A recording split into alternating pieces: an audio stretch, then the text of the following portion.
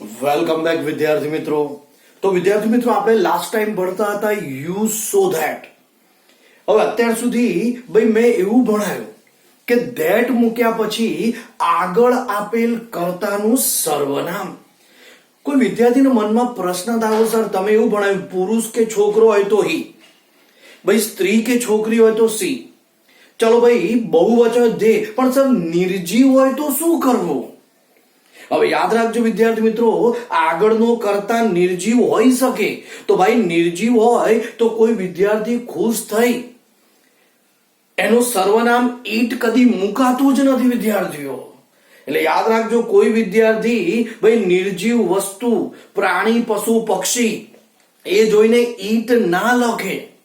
હા, એના માટે તમારે વાક્યને સ્ટડી કરવું પડે અને એના માટે તમે બીજી વસ્તુ લખી શકો છો. તો ચાલો ભાઈ, હું તમને આજે એવા ઉદાહરણ શીખવાડીશ જેમાં આગળનો કર્તા કોણ હશે? નિર્જીવ. તો સર્વનામ શું લખવું? તમે ઈટ લખી શકતા નથી તો લખો વિદ્યાર્થી મિત્રો, ભાઈ મારી સાથે નિયમ. જો આગળનો કર્તા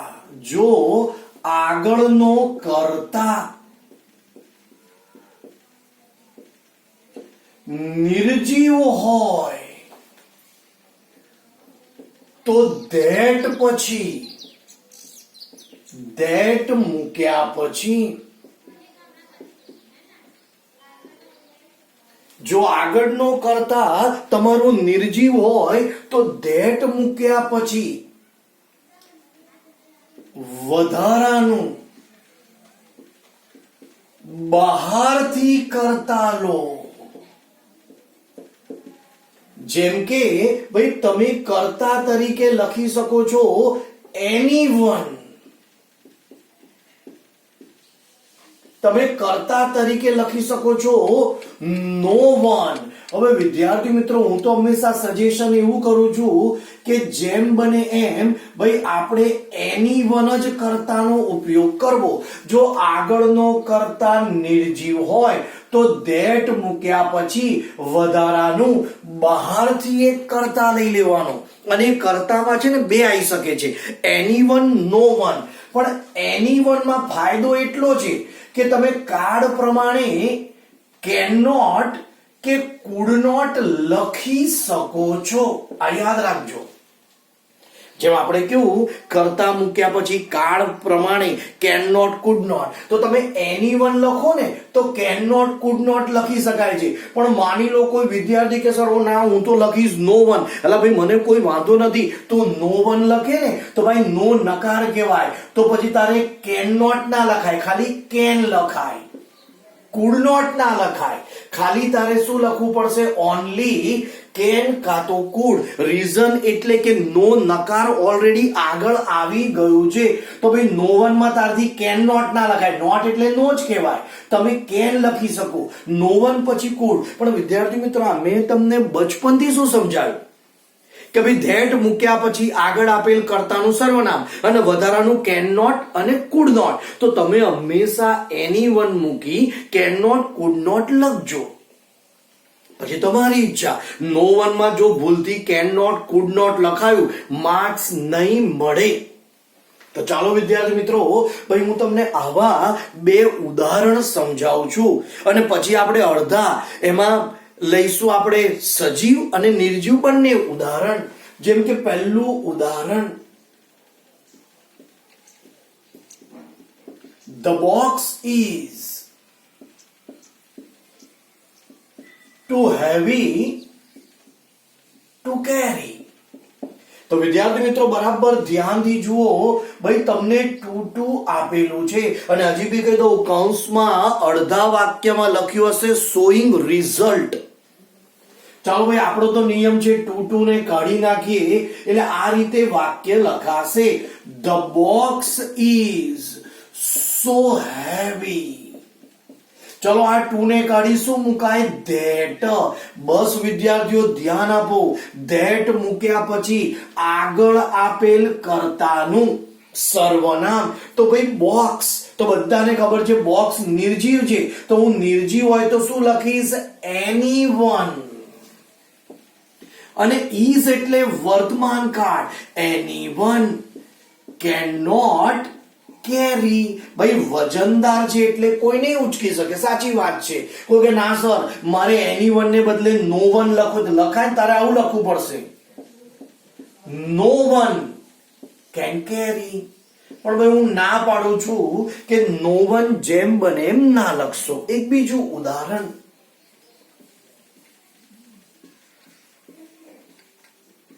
the sum was too difficult. The sum was too difficult to solve. Full point. વિદ્યાર્થી મિત્રો બધાને ખબર છે ભાઈ, ટુ કાઢી શું મૂકવાનું? so that. the sum was. ચલો ભાઈ હું ટુ ને કાઢી લખી સો, અને આપણું ડિગ્રી ક્રિયાપદ એટલે કે એડજેક્ટિવ વિશેષણ ડિફિકલ્ટ, અને આ ટુ ને કાઢી આપણે લખી દઈશું ધેટ. બસ વિદ્યાર્થીઓ ધ્યાન આપજો. ધેટ મૂક્યા પછી કમ્પલસરી આગળ આપેલ કર્તાનું સર્વનામ. ભાઈ તમારો કર્તા છે સમ. સમ એટલે દાખલો. ભાઈ હવે દાખલો એટલે નિર્જીવ કહેવાય, અને નિર્જીવમાં તમારે anyone કાં તો no one. વિદ્યાર્થીઓ જેમ બને એમ anyone જ લખજો. anyone. હવે ઉભા રહો એક મિનિટ. બધાને ખબર છે anyone મૂકી દીધું. હવે anyone પછી કાળ પ્રમાણે was એટલે ભૂતકાળ. could not solve. ભાઈ દાખલો એટલો અઘરો છે કે કોઈનાથી સોલ્વ થયો નથી. જો anyone could not solve. હવે ઉભા રહો ભાઈ. અમુક વિદ્યાર્થી છે ને ગોખી નાખે. કોઈ શું કરે છે, નિર્જીવ જોઈ જાય એટલે કે ના સર એવું કહ્યું હતું ને એટલે anyone લખી દેવાનું. એટલે પણ એવું જરૂરી નથી. અમુક વાર વાક્ય વાંચો, નિર્જીવ માટે તમે he અને she કાં તો કોઈ બીજો કર્તા તમારે લખવો હોય તો લખાય. તમારી આવડત છે અડધા વાક્યમાં. હું તમને એક વાક્ય સમજાવું. દાખલા તરીકે અહીંયા જુઓ.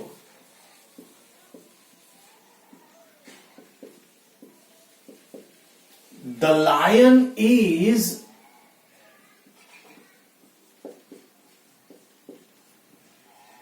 too strong. The lion is too strong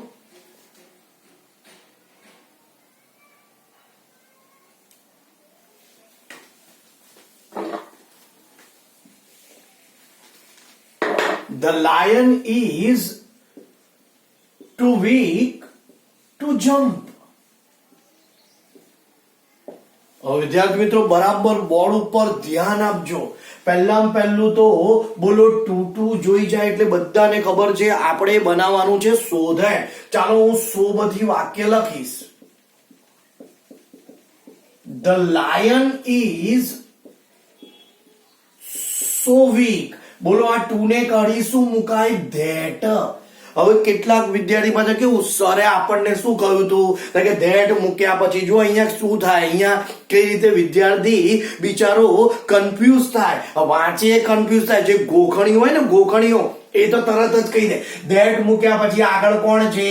lion. ચાલો લાયન છે તો સરે શું કહ્યું હતું? નિર્જીવ. ચાલો સર હું તો લખી નાખું છું anyone. ચાલો કયો કાળ? વર્તમાન કાળ. cannot jump. વિદ્યાર્થીઓ આ વાક્યને વાંચો તો The lion is so weak that. એટલે ભાઈ સિંહ નબળો છે. anyone cannot jump. એટલે સિંહ નબળો હોય તો બીજા ના કૂદે? એ કેવું જોયું અહીંયા લોજિક? અહીંયા એવું કે છે ભાઈ બોક્સ હેવી છે એટલે કોઈનાથી ના ઉચકાય. તો બોક્સ વિશે વાત કરી છે. સમ દાખલો અઘરો છે, કોઈનાથી સોલ્વ થાય. પણ ભાઈ લાયન નબળો છે તો કોઈનાથી ના કૂદાય. એવું વાક્ય કદી ના બને. એટલે પરીક્ષામાં અડધા વાક્યમાં છે ને આમ પેલું કેવું કહેવાય, ગોખેલું જ્ઞાન જીવનમાં કદી કામ નથી લાગતું. આ યાદ રાખજો વિદ્યાર્થીઓ. એના માટે અન્ડરસ્ટેન્ડિંગ સમજવું પડે. હમણાં મેં તમને ગોખાઈ દીધું હોય, આગળ આપેલ કરતા નિર્જીવ હોય એટલે કે સરસ બોલ સરથી એવું કહેતા આપણને ભણાવતી વખતે પ્રાણીઓ પક્ષીઓ. પણ વાક્ય તો વાંચ પહેલા. અહીંયા જમ્પ કોણ નહીં કરે? કોઈ વ્યક્તિ નહીં, એટલે લાયન થી જમ્પ ના થાય. એટલે વિદ્યાર્થીઓ તમે એનીવન નથી લખી શકતા.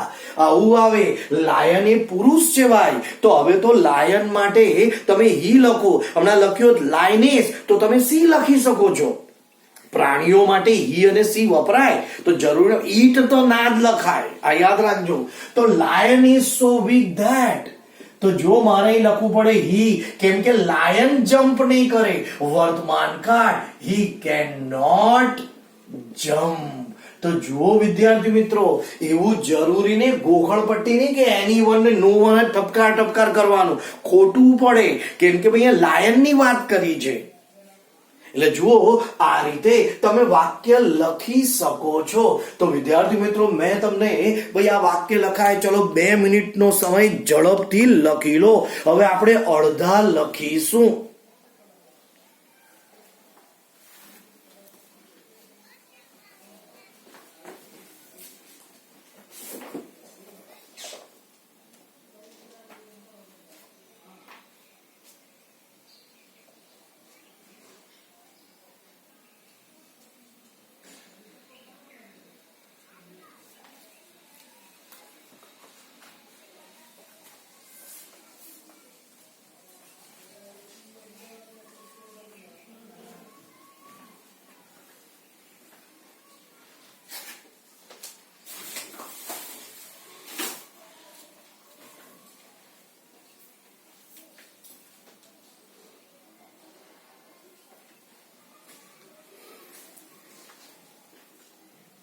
તો વિદ્યાર્થી મિત્રો, મેં તમને 2 મિનિટનો સમય આપેલો છે.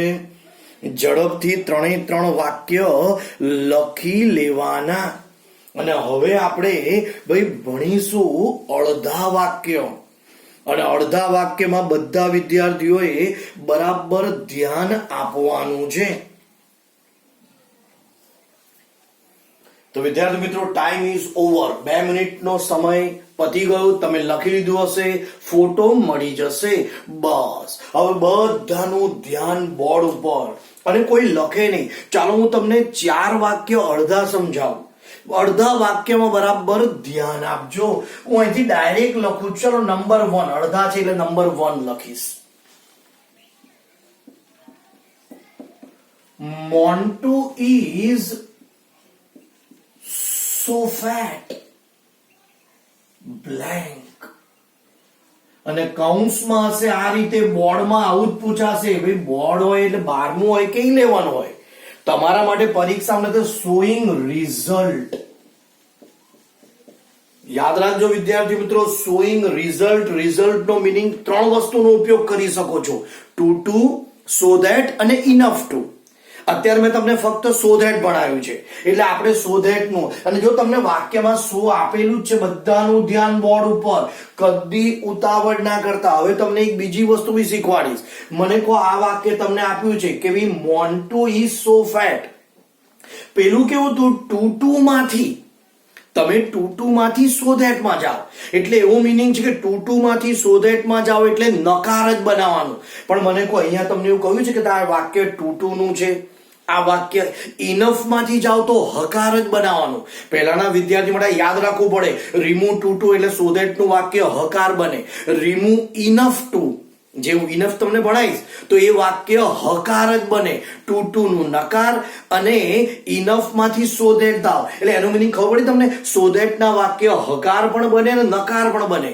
એઝ યુ વિશ, તમને જે આવડે. હું આ એક વાક્ય છે ને એને એક હકારમાં પણ બનાવીશ અને એક નકારમાં પણ બનાવીશ. બંને વેલિડ, સાચા હોવા જોઈએ. ભાઈ મોટું ઇઝ સો ફેટ, બધાને ખબર છે મોટું બહુ જાડ્યો છે, ધેટ. અને અડધા વાક્ય બનાવતી વખતે યાદ રાખજો, હું વારંવાર કહું છું, આપણે બધા ગુજરાતીઓ છીએ તો ગુજરાતીમાં વાક્ય તૈયાર કર. મને કોઈ બહુ જાડું હોય તો શું થયેલા, તો કે સર જાડું હોય તે દોડી ના શકે. Very good. મોટું ઇઝ સો ફેટ ધેટ, એ દોડી ના શકે, એ ઝડપથી ચાલી બી ના શકે. તો મોટું ઇઝ સો ફેટ ધેટ, અને ધેટ મૂક્યા પછી આગળ આપેલ કર્તાનું સર્વનામ હી. ચલો કાળ એટલે વર્તમાન, તો હી કેન નોટ. ચલો he can not run fast. જો મેં લખી નાખ્યું. એટલે સર બહુ જાડો છે બાપા, મોન્ટુ તો દોડી શકતો નથી. બરાબર. ચાલો હવે આનું કોઈ કે સર આને હકાર બનાવાય ને. Montu is so fat that, ચલો, he can walk really slowly. તો મેં બનાવ્યું, આપણી આવડત છે. એટલે બહુ જાડો હોય ને તો એ કેવું ચાલે? ધીરે ધીરે. તો જો હકાર વાક્ય, he can walk really slowly, કેમ કે જાડો છે. ભાઈ બીજું વાક્ય તમે બની શકો, Montu is so fat that he can not walk fast. એટલે એ વોકિંગ બી ના કરી શકે. બીજું ભાઈ, he can not climb the tree. જોયું, એ ઝાડ પર ના, જાડિયો વ્યક્તિ હોય ને તો આવું બી લખાય. હવે અહીંથી લખું છું બીજું વાક્ય, ધેટ થી, that he can not climb the tree. ભાઈ બહુ જાડો છે, ભાઈ એ ઝાડ પર ના ચડી શકે. અને બીજું ભાઈ, મોન્ટુ બહુ જાડો છે.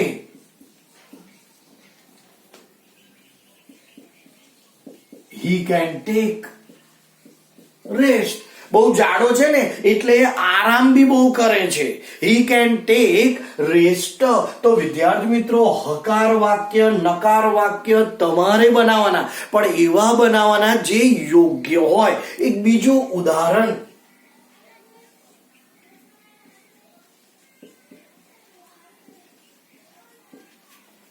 Lata sang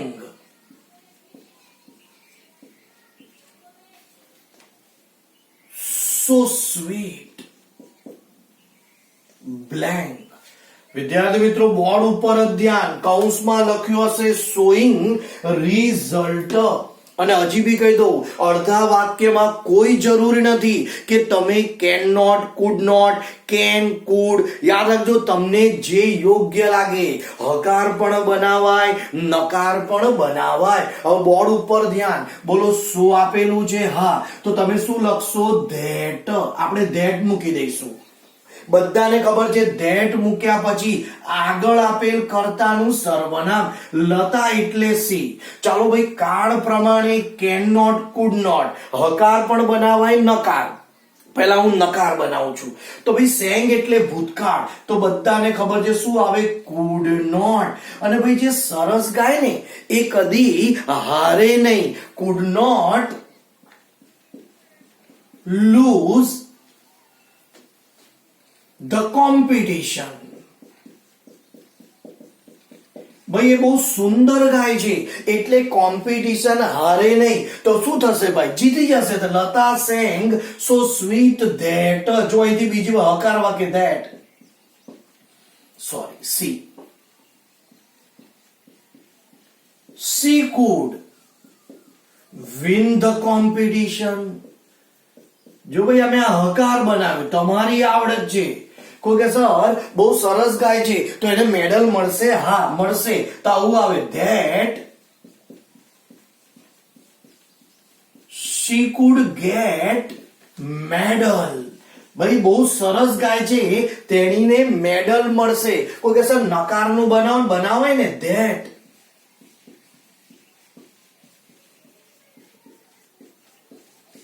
she could not get less rank. ભાઈ રેન્ક મળતી હોય 1 2 3 4 5 6 ગાવા પ્રમાણે. તો જો ભાઈ મેં મારી જાતે બનાવ્યું છે કે સારું ગાય છે તો ભાઈ એ કોમ્પિટિશન હારે નહીં. સારું ગાય છે તો જો હકાર વાક્ય, she could win the competition. ભાઈ એ સારું ગાય છે તો she could get the medal. એને મેડલ મળશે, એને ઇનામ મળશે, price. she could get the prize. અને ભાઈ એ સારું ગાય છે તો she could not get the less rank. she could ભાઈ not get less rank. એટલે ભાઈ એના માર્ક્સ 1 2 3 4 અથવા લેસ પોઈન્ટ, એને પોઈન્ટ ઓછા નહીં મળે. સારું ગાય છે તો વધારે મળશે. તો વિદ્યાર્થી મિત્રો 2 મિનિટનો સમય ઝડપથી લખી લો. ભાઈ હજી પણ હું તમને બીજા વાક્ય સમજાવીશ, પણ આ ઉદાહરણ બધા જ લખવાના છે. આનો ફોટો મળી જશે.